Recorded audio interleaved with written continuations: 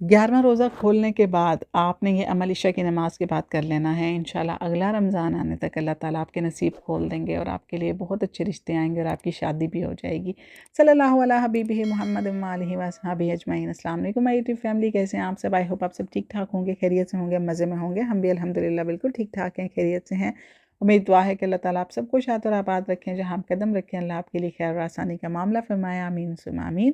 شروع کرتے ہیں آج کا ولاگ جو کہ ہے شادی کے بارے میں۔ آج کا وظیفہ بھی اسی بارے میں ہے کہ انشاءاللہ آپ اس کو کریں گے تو آپ کی شادی جو ہے نا وہ ہو جائے گی۔ اللہ تعالیٰ آپ سب کے نصیب اچھے کریں، اللہ تعالیٰ آپ کو اچھے نیک صالح جوڑے نصیب فرمائیں۔ آج کل کے دور میں صرف اچھے نصیب کی دعا بیٹیوں کے لیے نہیں کرنی چاہیے، بیٹوں کے لیے بھی کرنی چاہیے۔ آج کل کے دور میں نا مطلب جو بیٹی ہمارے گھر میں آ رہی ہے نا اس پہ بڑا ڈیپینڈ کرتا ہے کہ اس کے آنے کے بعد ہمارے گھر کا ماحول کیسا ہوگا، اور جو ہماری بیٹی کسی اور کے گھر میں جا رہی ہے وہ اس کی تربیت بھی ایسی ہونی چاہیے کہ وہ دوسرے کے گھر میں جا کے اس کو جنت بنا دے، نہ کہ وہاں پہ جا کے بھی مسئلے مسائل پیدا ہوں۔ تو ہمیشہ جب بھی دعا کریں بیٹوں اور بیٹیوں دونوں کے نصیب کے لیے دعا کریں کہ اللہ دونوں کے نصیب اچھے کریں، اور خود بچوں کو بھی یہ دعا سکھائیں۔ ایک تو ہمارے معاشرے کی یہ سب سے بڑی خرابی یہ ہے کہ ہم اپنے بچوں اور بچیوں کے ساتھ چیزیں ڈسکس ہی نہیں کرتے۔ جو چیزیں ان بیچاروں کو پتہ چلتی ہیں وہ باہر سے، دوستوں سے، ادھر ادھر سے پتہ چل جاتی ہیں، لیکن اماں ابا مجال ہیں کبھی بچوں کو بتا جائیں کہ ہاں ان کے ساتھ یہ بات تھوڑی کرنے والی ہے، تو بھی بچے ہیں، ان کے ساتھ شادی کی بات کریں گے تو ان کا تو دماغ خراب ہو جائے گا، ان کو تو یہ ہو جائے گا۔ کچھ نہیں ہوتا۔ اگر آپ اپنے بچوں کے ساتھ بات نہیں کریں گے تو کون کرے گا؟ شرع میں کوئی شرم نہیں ہے۔ جب بچے بالغ ہو جائیں تو بچوں کو بتائیں کہ بیٹا ہر نماز کے بعد دعا کیا کرو، اپنے لیے دعا کیا کرو کہ اللہ تعالیٰ تمہیں نیک اور صالح جوڑا نصیب فرمائے، اللہ تعالیٰ تمہارے لیے نیک اور صالح انسان رکھے، ایمان والا جو ہے نا وہ جوڑا نصیب فرمائے۔ اور اس کے بعد شروع سے ہی نا بچپن سے ہی اپنے بچوں کی تربیت پہ خاص طور پہ توجہ دیں۔ بہت ساری چیزیں جو ایک میاں کو اپنی بیوی میں پسند نہیں ہوتی، بیوی کو اپنے میاں میں پسند نہیں ہوتی، تو بحیثیت والدین آپ لوگوں پہ یہ فرض ہے کہ ایک باپ اپنی بیٹی کی تربیت ایسی کرے کہ اس کی بیٹی جو ہے نا وہ اس کی ماں سے اس کو اچھی لگے، اور ایک جو بیوی ہے اس کے اوپر یہ فرض ہے کہ وہ اپنے بیٹے کی تربیت ایسی کرے کہ جو چیزیں اس کو اپنے میاں میں پسند نہیں ہیں نا وہ اس کے بیٹے میں بھی نہ ہوں۔ ٹھیک ہے، سٹارٹ میں ہی اپنے بچوں کے اندر جو فیلنگز ہیں نا ان کو زندہ رکھیے، ان کے اندر انا، ان کے اندر جو ضد ہے اس کو ختم کرنے کی کوشش کریں۔ بچوں کو ایک دوسرے کے ساتھ گھل مل کے رہنا سکھائیں، شروع سے ہی بچوں کو سوری بولنا سکھائیں۔ کوئی بھی چھوٹی سی بھی غلطی ہو بچوں کو بولیں کہ سوری بولیں، ایک دوسرے کے ساتھ فوراً سے صلح کریں۔ اگر بچہ بچپن سے سوری بولنا سیکھے گا نا تو انشاءاللہ وہ بڑے ہو کے بھی اپنی غلطی مانے گا بھی، اپنی غلطی پہ معذرت بھی کرے گا، نہ کہ ان مردوں کی طرح جو کہ اپنی غلطی پہ اڑ جاتے ہیں، وہ کہتے ہیں کہ ساری دنیا غلط ہو سکتی ہے، ہم نہیں ہو سکتے۔ اس کے پیچھے ریزن یہ ہوتی ہے کہ ہم سٹارٹ سے ہی جو ہے نا وہ چاہے لڑکا ہو یا لڑکی، دونوں کی تربیت میں ہم یہ غلطی کرتے ہیں کہ ہم کہتے ہیں کہ تم صحیح ہو۔ ہم بچوں کو ان کی غلطی ماننا نہیں سکھاتے۔ اگر بیٹا ہے تو سٹارٹ سے ہی ہم اس کو کہنا شروع کر دیتے ہیں کہ نہیں تم یہ کام نہیں کر سکتے، اس کے ہر کام ہم اپنی بہنوں سے کروائیں گے، خود کر لیں گے، جوتے تک اس کے کوئی نہیں اٹھائے گا، کپڑے اس کے دوسرے اٹھائیں گے، بستر اس کا دوسرا ٹھیک کرے گا، کچن کے کام وہ نہیں کر سکتا، گھر کے کاموں میں وہ حصہ نہیں لے گا، رونا اس نے نہیں ہے کیونکہ وہ مرد ہے۔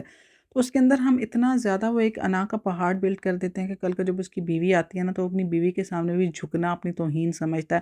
وہ یہی سمجھتا ہے کہ میں مرد ہوں، میں غلط ہو ہی نہیں سکتا، میں نے تو یہ بھی نہیں کرنا، میں تو وہ بھی نہیں کرنا، یہ سب کچھ تو عورتوں کے کام ہوتے ہیں، میں کیوں کروں؟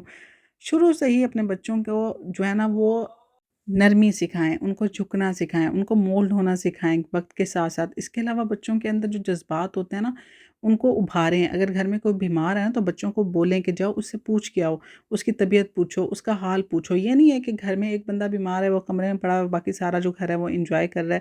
یہی جب بعد میں بیویاں آتی ہیں تو وہ بیچاری الگ کمرے میں پڑی ہوتی ہے بیمار، اور جو پورا گھر ہے وہ انجوائے کر رہا ہوتا ہے، کسی کو پرواہ ہی نہیں ہوتی۔ وہ کہتے ہیں کہ ٹھیک ہے اس کا تو کام ہی ہے، تو ہر ٹائم ہی بیمار رہتی۔ نہیں، ایک بندہ اگر دن میں 10 دفعہ بھی بیمار ہوتا ہے نا، مہینے میں 10 دفعہ بھی بیمار ہوتا ہے، تو بچے کو یہ سکھائیں کہ جاؤ اس سے پوچھو، اس کے سر میں بھی درد ہے نا پھر بھی جا کے اس سے پوچھو کہ میں تمہاری مدد کروں، تمہیں میری کسی مدد کی ضرورت ہے، میں تمہارا سر دبا دوں، میں تمہیں پانی لا دوں، میڈیسن لا دوں۔ اس کے اندر اس کی وجہ سے بچے کے اندر جو ہے نا کیئر پیدا ہوتی ہے، اگلے بندے کی جو ہے نا وہ اس کا خیال رکھنے کی عادت پیدا ہوتی ہے کہ گھر میں اگر کوئی بندہ موجود نہیں ہے، وہ مسنگ ہے، تو اس کو کیا ہے، میں جا کے اس سے پوچھوں اس کو کیا مسئلہ ہے۔ یہ نہیں ہے کہ اگر اماں کمرے میں پڑی ہوئی ہے تو بچے کو کوئی پرواہ نہیں ہے کہ ٹھیک ہے اماں پڑی ہوئی ہے خود ہی اٹھ جائیں گی، ابا بیمار ہے تو کوئی مسئلہ نہیں ہے خود ہی اٹھ جائیں گے، بہن بیمار ہے، اپنے گھر سے عادت ڈالیں۔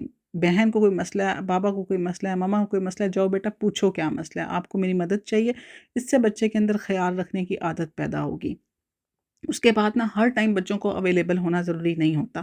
کچھ ماؤں کی یہ بڑی عادت ہوتی ہے کہ وہ نا اپنے بچوں کو اپنے اوپر ڈیپینڈنٹ رکھنے کے لیے چاہتی ہیں کہ بس میرے بچے میرے ارد گرد گھومیں، تو وہ چاہے جتنی بھی بیمار ہونا، چاہے جتنا بھی مسئلہ ہو، تو وہ اپنے بچوں کو نا، ان کے بچے اس سے کوئی بھی فرمائش کریں گے نا تو آدھی رات کو اٹھ کے پورا کر دیں گی، چاہے وہ خود مر بھی رہی ہوں۔ لیکن اس سے کیا ہوتا ہے کہ اس سے یہ ہوتا ہے کہ بچے کے اندر کمپرومائز کرنے کی عادت نہیں رہتی، اس کو یہ لگتا ہے کہ میری اماں جو ہے نا وہ سپر ہیرو ہیں، اور دنیا ادھر کی ادھر ہو جائے وہ سپر ہیرو کی طرح اٹھیں گی اور میرا کام کر دیں گی، اور پھر یہی وہ ایکسپیکٹیشن اپنی بیوی سے بھی رکھتا ہے۔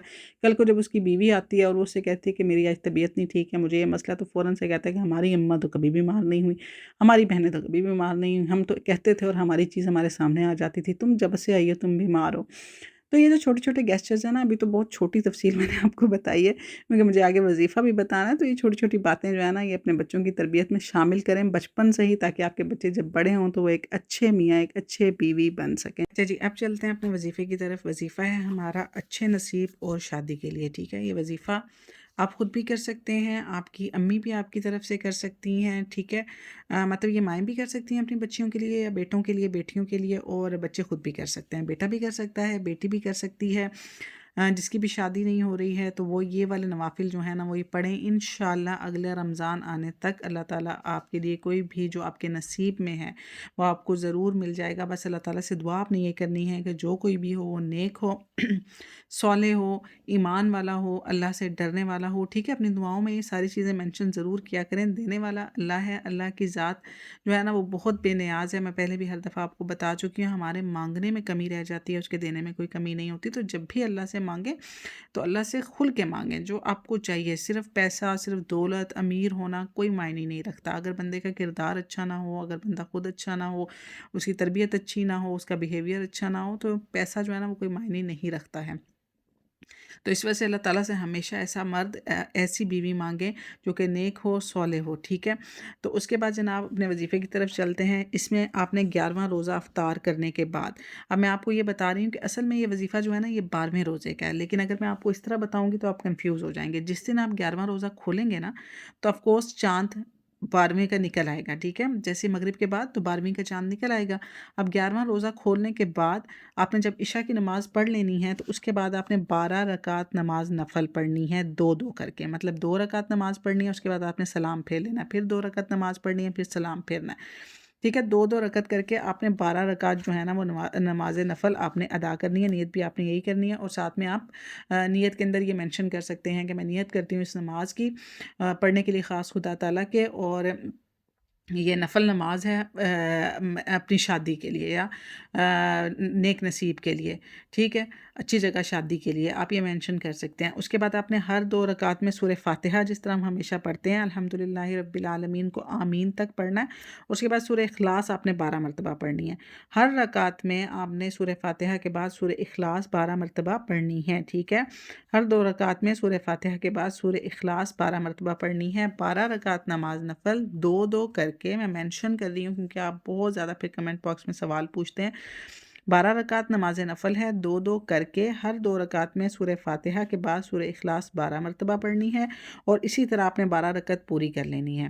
12 رکعت پوری کرنے کے بعد آپ نے اللہ تعالیٰ سے دعا کرنی ہے اپنے اچھے نصیب کے لیے، اچھے شوہر، اچھی بیوی کے لیے، نیک ہو، صالح ہو، باکردار ہو، ایمان والا ہو، اللہ سے ڈرنے والا ہو، اور حلال روزی کمانے والا ہو۔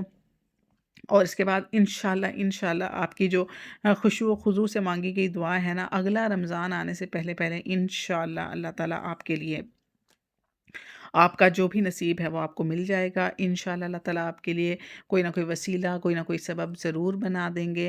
میں پھر بتا رہی ہوں، مائیں اپنی بچیوں کے لیے کر سکتی ہیں، بچیاں خود اپنے لیے کر سکتی ہیں، بچے خود اپنے لیے کر سکتے ہیں انشاءاللہ۔ اللہ تعالیٰ ضرور اپنے کرم و فضل سے یہ آپ کی جو خواہش ہے یہ پوری کریں گے، اور اللہ تعالیٰ آپ کے لیے اچھا اور نیک نصیب جو ہے نا وہ آپ کو دیں گے، جو آپ کے حق میں بہتر ہے وہی آپ کو دیں گے۔ تو یہ میرے آج کی ویڈیو تھی، آئی ہوپ آپ کو یہ میرا وظیفہ بھی اچھا لگا ہوگا اور میری باتیں بھی پسند آئی ہوں گی۔ تو اس کے ساتھ ہی میں اپنی ویڈیو کو اینڈ کرتی ہوں۔ اس بابرکت مہینے میں مجھے اور میری فیملی کو اپنی دعاؤں میں یاد رکھیے گا، میں بھی آپ سب کو اپنی دعاؤں میں یاد رکھتی ہوں۔ جو بھی مجھے دعا کے لیے بولتا ہے میں اس کی دعا پہ آمین بولتی ہوں، میں اس کی دعا کو دوبارہ اللہ کے سامنے دہراتی ہوں کہ اللہ اس کی جو بھی حاجت ہے، اس کی جو بھی مشکل ہے، اس کو پورا فرما، اس کی حاجت کو پورا فرما، مشکل کو آسانی میں بدل دے۔ تو آپ بھی میرے لیے دعا ضرور کیا کریں کہ اللہ تعالیٰ میرے لیے بھی آسانیاں فرمائے۔ اور میرے لیے بھی مجھے بھی برکت عطا فرمائیں۔ تو بس اس کے بعد میں ملوں گی آپ سے نیکسٹ ویڈیو میں، تب تک رکھیے گا اپنا ڈھیر سارا خیال، مجھے رکھیے گا اپنی دعاؤں میں یاد۔ اللہ حافظ۔